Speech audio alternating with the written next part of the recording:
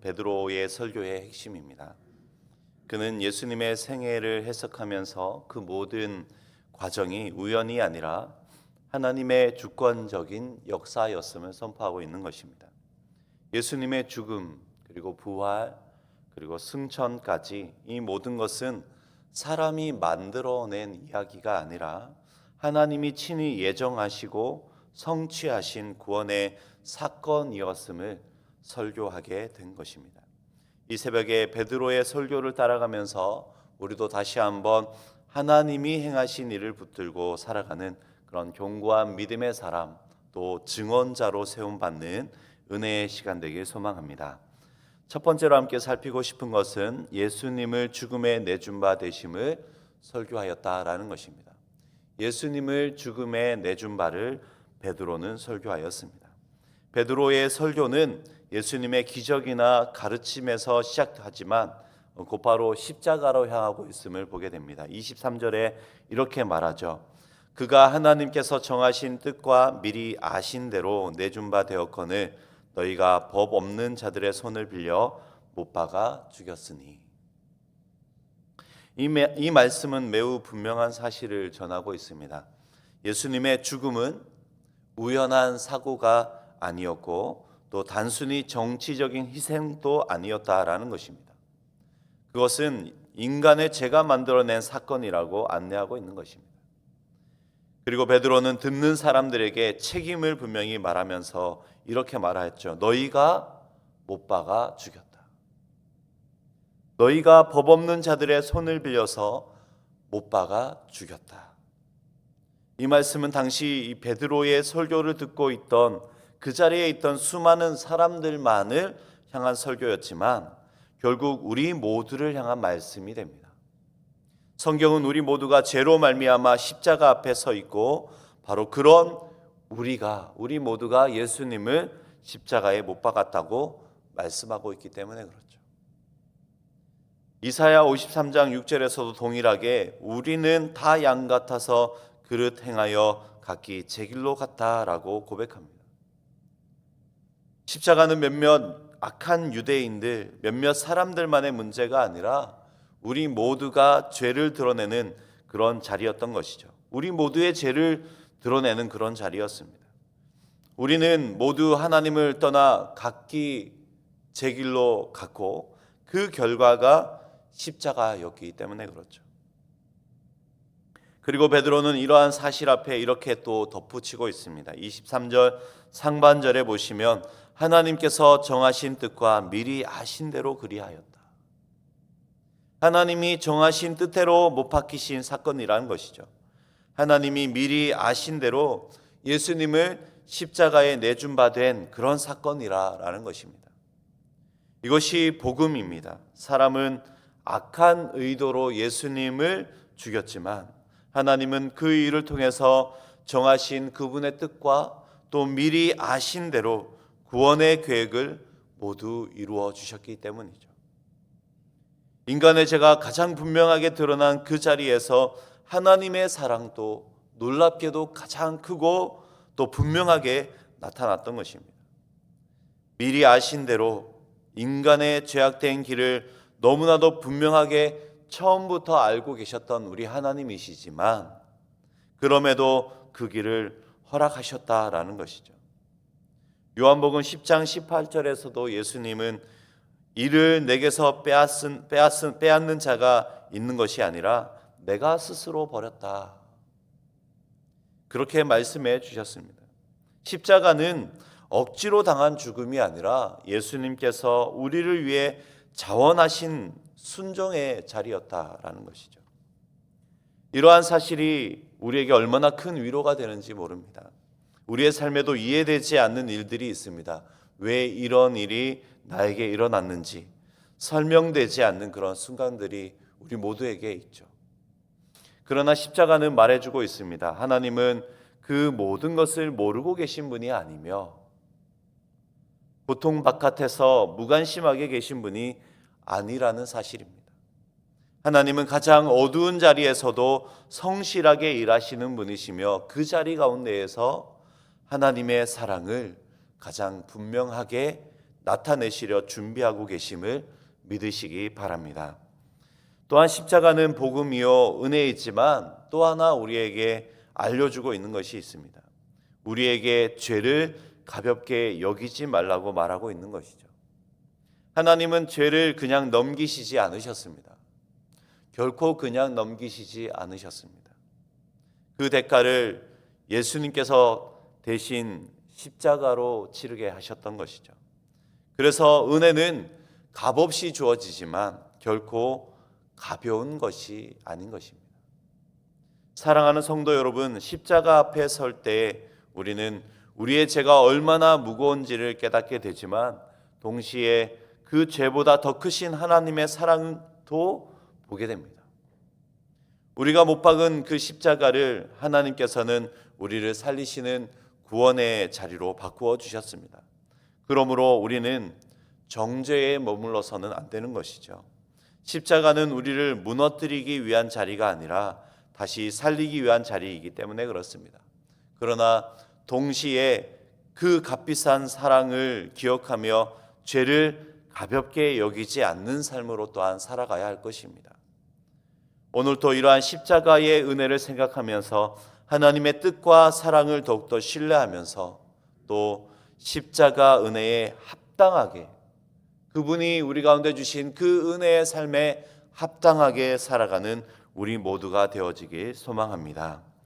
두 번째로 함께 살피고 싶은 것은 베드로는 예수님을 다시 살리심도 설교하였다라는 것입니다. 예수님을 다시 살리신 그 부활의 은혜를 설교하였습니다.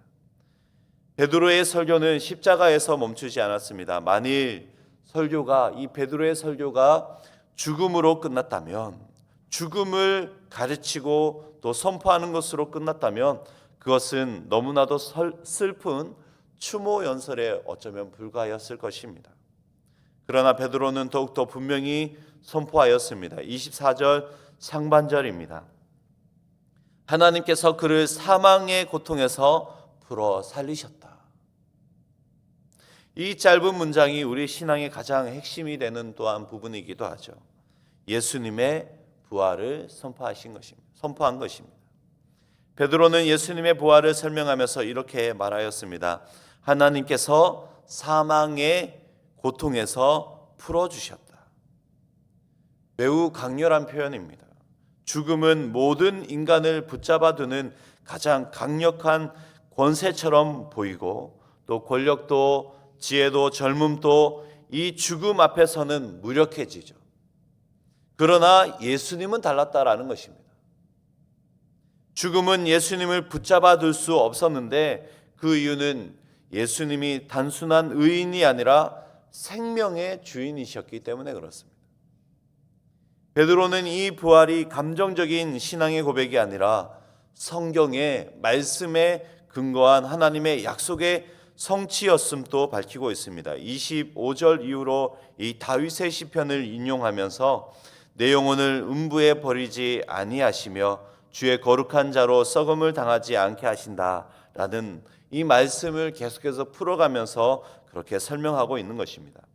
베드로는 이 예언이 장차 오실 메시아 곧 예수 그리스도의 부활을 가리키고 있음을 분명히 설명하면서 그 이유로 쭉 설명하고 또 선포하고 있는 것이죠.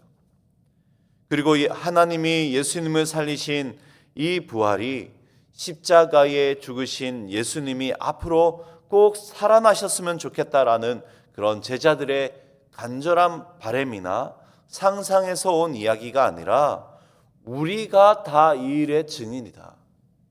우리가 다 이 일의 증인이다라고 말하면서 부활이 신비한 체험이 아니라 역사 속에서 실제적인 사건이었음을 말하고 있고 또 수많은 증인들이 확인한 그런 사실이었음도 강조하면서 설교하고 있는 것이죠.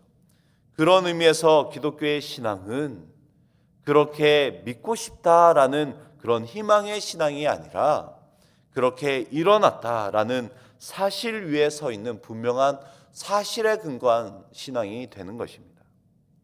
결국 하나님은 예수님을 다시 살리심으로 십자가의 죽음이 죄에 대한 패배가 아니라 실패가 아니라 구원의 완성이었음을 온 세상 앞에 증언하셨던 것입니다.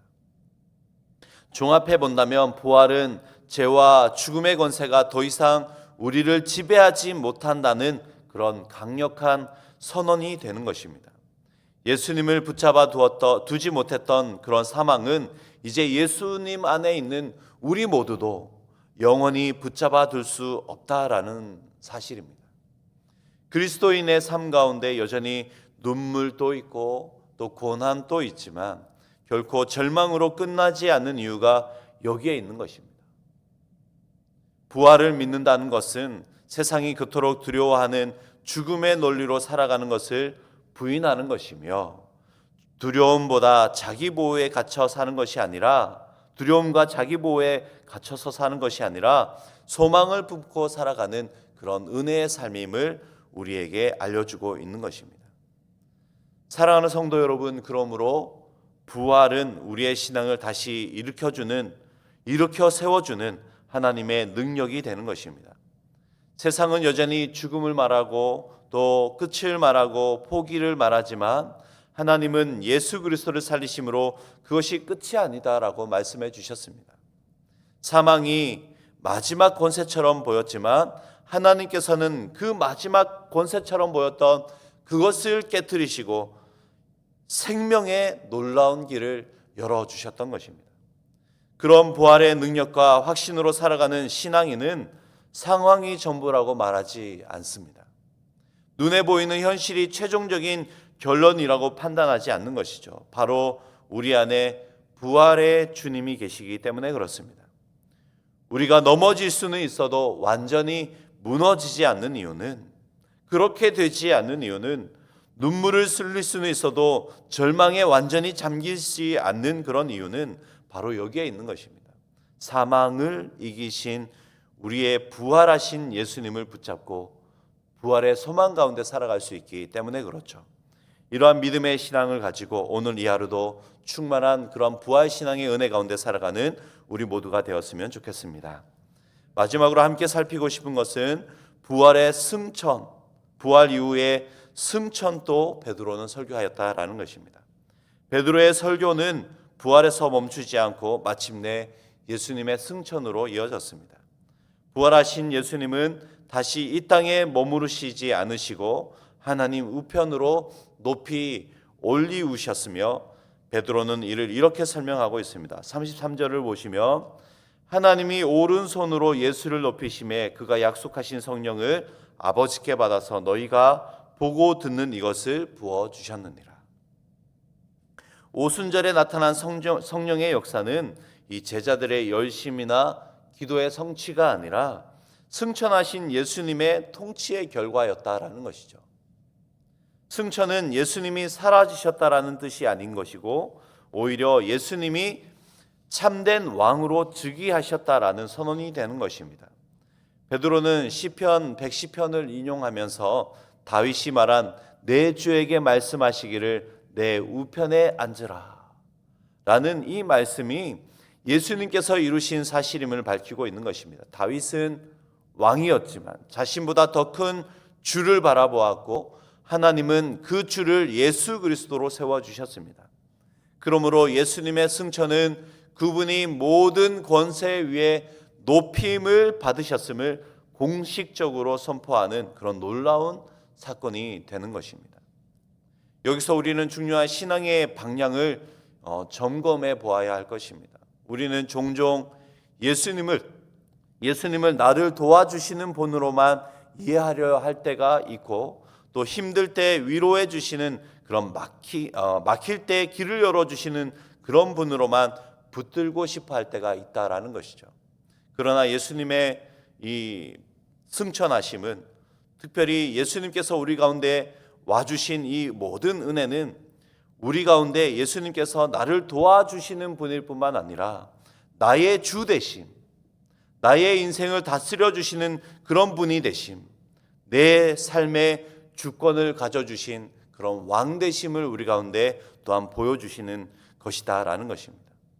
그래서 베드로는 담대히 선언하였습니다. 36절을 보시면 우리가 함께 또 읽어보겠습니다. 36절 말씀입니다. 그런즉 이스라엘 온 집은 확실히 알지니 너희가 십자가에 못 박은 이 예수를 하나님이 주와 그리스도가 되게 하셨느니라.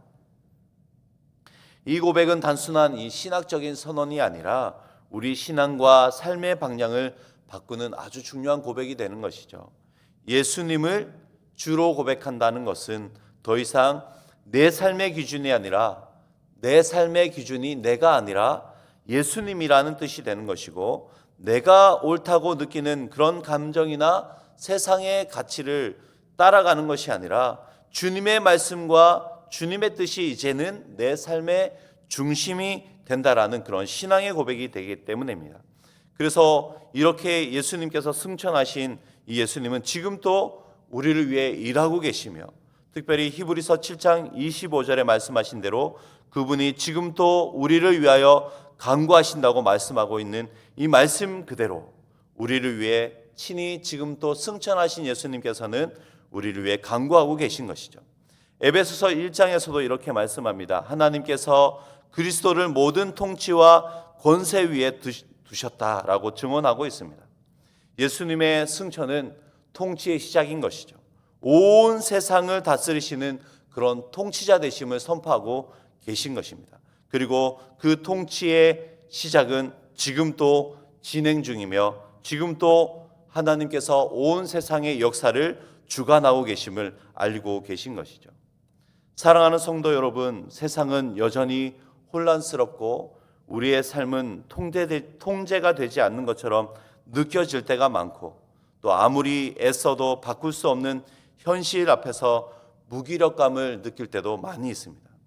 그러나 승천의 복음은 우리에게 분명히 말씀하고 있는 것이죠. 지금 이 세상의 주인이 예수 그리스도시다라는 사실을 우리 가운데 분명히 알려주고 있는 것입니다. 겉으로 보기에는 세상이 자기 뜻대로 굴러가고 있는 것처럼 보여도 역사의 방향타는 여전히 하나님의 손에 있다라는 것입니다. 이러한 사실을 믿으시고 오늘 또 역사의 주인 되신 우리 예수님과 동행하면서 우리 앞에 놓여 있는 이 상황 앞에, 또 현실 앞에 무기력하게 살아가는 것이 아니라 우리를 통해 오늘 또 구원을 행하시는 우리 주님께서, 오늘 또 역사의 주관자 되신 우리 주님께서 우리 가운데 가장 놀랍고 큰 은혜를 예비하고 우리 가운데 이끄시는 그런 삶을 예비하고 계심을 믿으시고, 이 하루도 그 은혜 가운데 기대로 살아가는 우리 모두가 될 수 있길 간절히 소망합니다.